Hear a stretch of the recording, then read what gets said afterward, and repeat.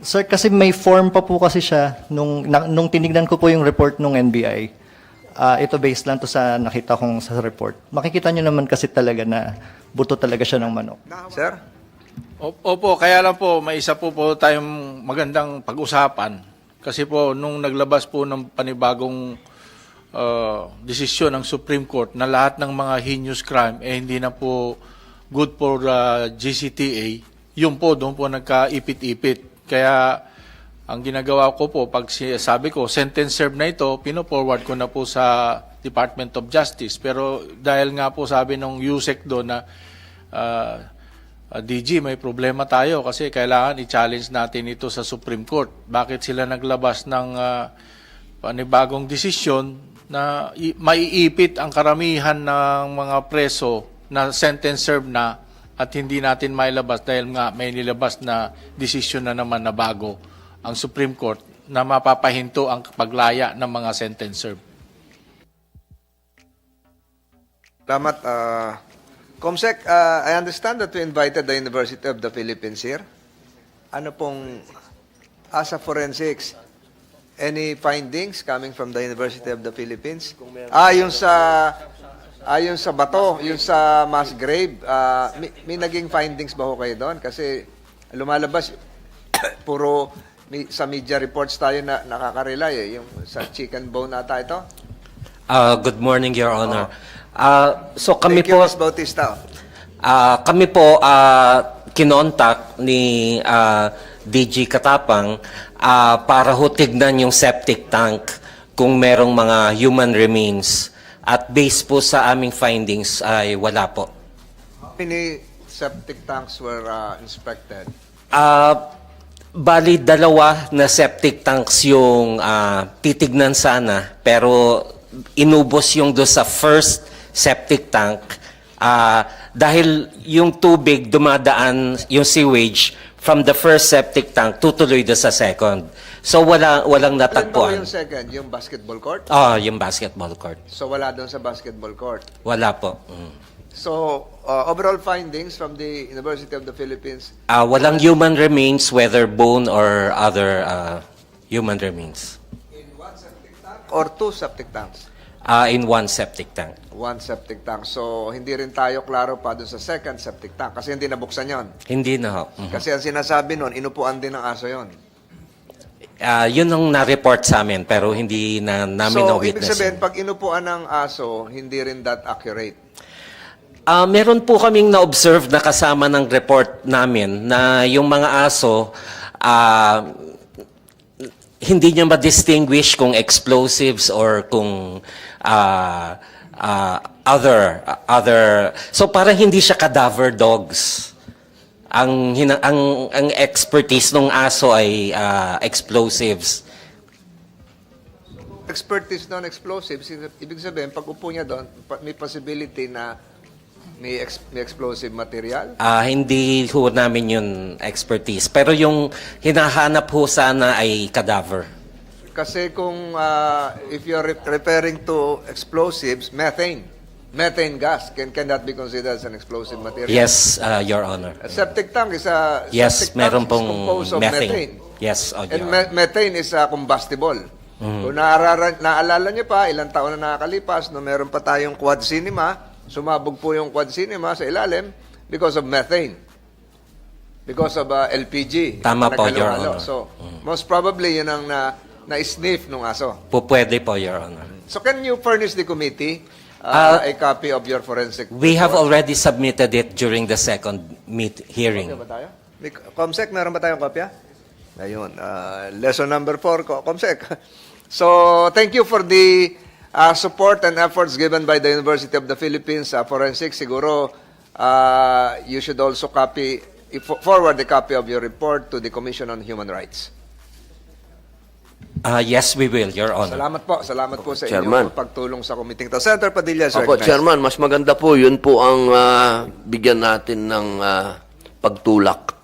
Yung patungkol po dyan sa pag-iimbestiga dun sa mga septic tank. Yun po siguro, General Katapang, ang bigyan po namin ng atensyon ng committee ni Chairman Tolentino sapagkat Yan po ay matagal ng usap-usapan sa Bilibid yan. Na talagang yung septic tank na yan, may pagka-horror yan. Kaya mas maganda po talaga kung talagang bibigyan nyo ng permiso na magkaroon talaga ng investigasyon dyan. Kasi para po sa akin, itong kaso ni Michael Cataroha, ano na ito? Wala nang pupuntahan to, Chairman. Ayaw naman makikooperate ni Michael eh. Siguro doon na lang po tayo sa original na issue talaga. Yung issue dyan ay yung septic tank eh. Kaya po sana, sa tulong po ng University of the Philippines, malaman natin talaga kung meron ba talagang mga... Matagal ng kwento yan sa Bilibid na doon talaga ang disposal. So, yun po, Chairman. Maraming salamat po. Salamat, Senator Padilla. But we have the presence here of Coast Guard. Coast Guard? Yes, sir. Totoo bang hindi cadaver dogs ang inyo? Correction for the UP, sir. Our SAR dogs are for search and rescue and cadaver dogs, sir. They are not dual, sir. The So- Philippine Coast Guard doesn't do dual training for our search and rescue dogs, sir. Tatagalogin ko na. Yung aso nyo ba na K9 unit ay may kapabilidad na makaamoy ng mga bangkay, bungo, at kalansay? Yes, sir. So, hindi pinabubulaanan nyo yung sinabi ng University of the Philippines na hindi train yung aso nyo? Ang mga working dogs po natin, sir, is specifically po, sir, pinadala po natin doon, sir, or nag-conduct po, sir, ng paneling, sir, are search and rescue dogs or cadaver dogs po, sir. Hindi po sila dual, sir, na for explosive or for narcotics, sir. Nag-coordinate kayo sa University of the Philippines? Alam nila yon? Hindi ko lang po alam sa kung sino po yung kausap po nila nung time na yun, sir, na nagsasabi po, sir, na nagdudual po yung aso namin, sir. But the So- Philippine Coast Guard, sir, has no dual, sir. O cadaver dogs talaga yun Yes, sir. nyo? Ito na. So, UP, with all due respect, siguro, we should also respect the position of the Philippine Coast Guard na cadaver dogs to. Siguro, pag meron tayong mga, huwag naman mangyari, malalakas na lindol, ito ba yung gagamitin na mag-snip sa ilalim ng mga rubbles? Yes, sir. For the record, sir, all the working dogs were used during the search and rescue operation, sir, just like the Cessna, at Bohol, at in other areas po, sir. Sila po yung mga ginamit po natin, sir. Sa Abra? Yes, sir. Yung nag-retrieval po tayo, sir, ng mga bangkay po, sir, ng piloto, sir. Bumagsak sa Isabela? Yes, sir. Participation din po natin, sir. So, ito rin yung ginamit na aso? Yes, sir. So, sa palagay nyo, hindi magkakamali yung aso? Opo, sir. We're confident with our working dogs, sir. So, University of the Philippines, I think it should also be weighed and assessed considering the expertise of the Philippine Coast Guard at hindi naman natin minamaliit dahil marami. Yung ba nagpadala tayo ng aso sa lindol sa Turkey, aso ng ano yon? Kasama ba yung aso ng Coast Guard doon sa lindol sa Turkey? No, sir. Aso, may K9 din tayo doon na pinadala, baka sa army yon. I'll find out, sir. Okay, salamat. Yes, sir. Tataas po ng kamay. Dr. Taduran. Taduran of... I think, sir, we need a research facility for cadaver dogs and human decomposition as well. Kasi I think we need sound data, statistically sound data para malaman natin yung accuracy and reliability nitong mga cadaver dogs. Noong lumindol sa Porac, nandun ako eh. Yung bumagsak yung grocery, nag-collapse yun. Cadaver dogs nyo? I'll find out, sir. Oo, nandun din yung Army. Yes, sir. Army There Bureau of Fire, sir. May Army mobile truck na may mga capability na ganito rin. So, siguro yung sinasabi ni Dr. Taduran, i-assess pa yung capability. But I personally, I have seen the positive results of our cadaver dogs, lalo na yung mga collapse structure sa Bohol. Yung lindol sa Bohol, nandun din kami. Yes, sir. Kasama po So, tayo doon, yung sir. sa Luok, sa Tagbilaran, at yung isa pang bayan, yung merong 12 pares ng tsinelas na may nag-dive na nagsuswimming yung mga bata, mga cadaver dogs din yun eh. And Israeli pa yung trainer nun eh. Ganon din sa Gihulngan. Negros Oriental, yung landslide doon, cadaver dogs din yung ginamit namin doon. Yun na yun, naghalo na yung amoy ng mga landslide na baka, baboy at human remains. So, meron kayong gustong idagdag, Dr. Castro. Kasi doon na kayo nakapwesto kay sa Kasi- kay Vallarta. Oo. Nag-share po kami ng microphone eh. Yung gusto pong sabihin ni Dr. Taduran, yung aming forensic anthropologist, hindi ho namin kinu-question yung cadaver dogs per se ng Coast Guard. Pero ang sinasabi po niya, kung yung mga bagong namatay, kaya po nung cadaver dogs natin at proven yon, o kaya mga nawawalang tao. Pero yung totally decomposed na in a septic tank, ibang-iba ho yung modelo. Kasi marami ng mga organisms doon, maraming chemicals, at kakaunti pa lang ang pag-aaral tungkol doon. Kaya yun ang gusto nating i-pursue sana. So, pag may katagalan na, mahirap na ma-determine. Yes, Your Honor. Paano naman yung mga lumabas noon sa balita, sa mga ulat, ito ay sinabi rin ng NBI, na chicken bone naman yon. Paano naman kung hindi ma-determine sa katagalan ang human remains, bakit naman nadidetermine kaagad yung buto ng manok? Sa NBI po ang... Hindi, sa inyong pagkakaalam, yung length of time to determine whether it is a human skeleton as compared to a chicken bone, pareho ba o mas long-lasting ba yung sa buto ng manok? Sa decomposition process po, sir, since yung manok po ay mas maliit, mas mabilis po talaga mag-decompose yung manok. Pero right now, Kung mas mabilis mag-decompose yung manok, bakit sinasabi na buto raw yun ng manok? sir, kasi Kung buto naman... naunang nag-decompose yun, hindi na ma-determine ng aso. Ay, sir, kasi may form pa po kasi siya nung tinignan ko po yung report ng NBI. Ito based lang to sa nakita kong sa report. Makikita nyo naman kasi talaga na buto talaga siya ng manok. Nahawakan niyo ba yung buto? Hindi po.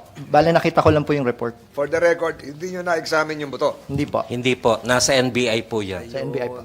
So hindi kayo nagkaroon ng cross-reference ng results. Hindi Hindi po, po. Your Honor. Coast Guard, meron ka pang gustong idagdag? So far, wala na po, sir.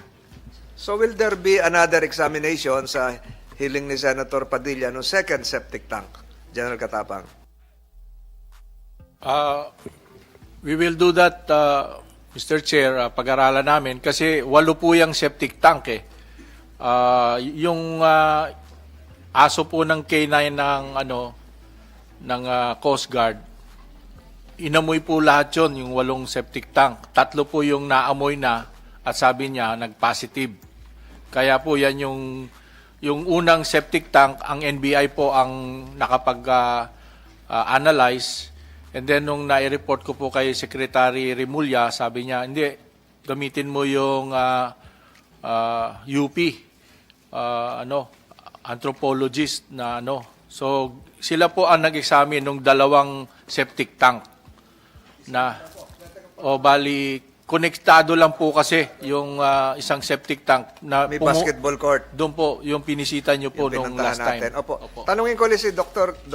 Castro, ganong katagal po ang panahon na dapat lumipas para hindi na ma-determine, hindi na kayaning ma-determine ng isang K9 na merong human remains?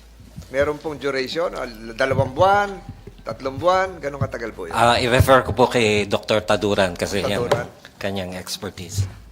Sir, wala po tayong pag-aaral sa Philippines about that. This is why we need a research facility for that, sir. And besides, ito pong kasong ito ay very unique kasi nasa septic tank siya. And according to my research, actually may isang similar case sa US na pinagsuspetsahan nila na may human remains yung septic tank, but negative po yung results. So, I think we need more research about this topic, sir. So tama ba yung pwedeng conclusion na hanggat merong moist, basa, mas matagal mag-decompose? Depende po sa environment, sir. Like for example, Septic tank. Septic tank po, sir. Walang oxygen, pero may tubig yan kasi liquid. Yung mga galing poso na, yung galing sa mga pinaplas sa toilet o galing sa mga lababo, basa yan. So, hindi pareho ng decomposition na makakapasok yung ibang elements na magli-lead to decomposition. Yes, sir. I would expect po, sir, sa first week ng, let's just say, tinapon yung bangkay sa isang septic tank. Yung first week po, I think mas mapapabilis yung decomposition niya because of the environment, different environment. But on the second week, mas matatagal kasi marami ng carbon dioxide, marami ng different gases doon po sa environment na yun. But we need confirmation for that. Actually, itong sinasabi ko ay more on biology lang. So we need research. Yun nga po, sir.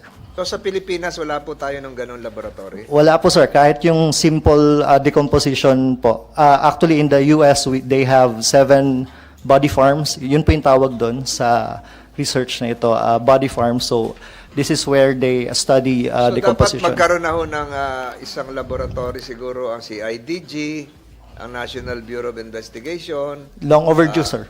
Long overdue. Medyo mahal siguro yun, ano? I think so. But it will benefit the whole Philippines, sir. Kapag Yun meron pala ang tayo. wala natin. Paano pag tayo ay laging nag-exhume? Ano lang, for DNA purposes lang yon. Depende, sir, kasi ang protocol po for human identification is kapag pwede pang ma-identify sa mukha, sa nunal, sa tattoo, then ganon. And then pag hindi na, pag nag-decompose na, pwedeng sa dental and then skeletal. Pag hindi na po pwede talaga doon, yung last level is yung DNA na po. Siguro kung magkakaroon tayo ng ganyan laboratory, dapat yan under o pinatatakbo ng Department of Health. Pwede rin po DOST, sir. DOST? Yes, sir. Bakit DOST? Science and technology po kasi, sir, it's not really health related. It's more of a science. Anong tawag po doon? Body farm, sir. Body farm. Body farm. Kaya ba hong gawin ng Pilipino yon? Maggawa ng ganon? I think, sir, sa Southeast Asia tayo yung pinaka-capable kasi we have the land and then wala rin masyadong religious, Malaking lupa ang kailangan nito? mga around at least 9 hectares. Malaki nga ito. Yes, sir. 9 hectares yung farm. Body farm. Yes, sir. So gagawin parang sementeryo yon? Hindi siya cemetery, sir. Bale, we will lay cadavers there to decompose and then we're going to observe and study to determine kung ilang araw na namatay yung isang bangkay. Meron bang mga pamilya na papayag na i-donate yung mga bangkay sa body farm? Yung mga unclaimed bodies po, sir, pwede. So para pag-aralan lang. Yes, sir. The United States, in fact, Australia then, sir, they've been doing that for quite some time now. And hindi ba pwedeng pareho naman ang human anatomy? Maki-share na lang tayo ng datos sa kanila? Hindi, sir, kasi iba po kasi yung environment nila. Iba rin yung insect species nila.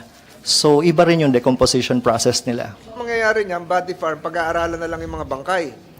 So, Decomposition po. So siguro ang mga ka-tie-up nyo dapat dyan, yung mga puninarya, yung mga morgue. Sa funeral kasi, Pasensya na ako sir. sa mga kumakain ngayon, lalo sa mga nagtatanghalian ng mga nakikinig nanonood. Sa punerarya po kasi, sir, na embalsa mo na yung katawan. So, iba na po yung decomposition. Nauna na po sa fingers yung decomposition ng mga katawan doon. So, kaya we need yung mga unclaimed at saka, yun nga, para maobserbahan yung decomposition process So nila. araw-araw, yun lang ang gagawin ng body farm. Yes, sir. Pag-aralan yung mga bangkay. And then, iba-ibang conditions, iba-ibang situations. So, pwedeng sila sa direct sunlight, pwedeng may isang situation nasa kabaong, sa septic tank, pwede rin, pwedeng nasa ilalim ng puno, pwedeng nasa loob ng kotse, pwedeng nasa ilalim ng ng ilog, or it could be anything, sir. Actually, sa US, sir, sa Texas, sa isang Texas University, vultures naman yung pinag-aaralan nila. Kung paano na apektuhan ng vultures yung decomposition ng human remains. Mahirap pong trabaho yan. Siguro pag nagkaroon tayo ng body farm, dapat po kayong dalawa ang unang direktor po noon. Kasi kayo po yung marami nalalaman po tungkol dito, yung mga human tissues, etc. etc. Pero tama kayo, DOST, may separate department o agency within DOST. Pero may mga moral questions so dito, kung papayag yung mga pamilya na i-donate yung mga bangkay ng kanilang mahal sa buhay para pag-aralan. Ibang usapan na ito, but the committee take note of that and kasama sa mga pag-aaralan na aralan po natin yan. Going back to General Katapang, patapos na po tayo.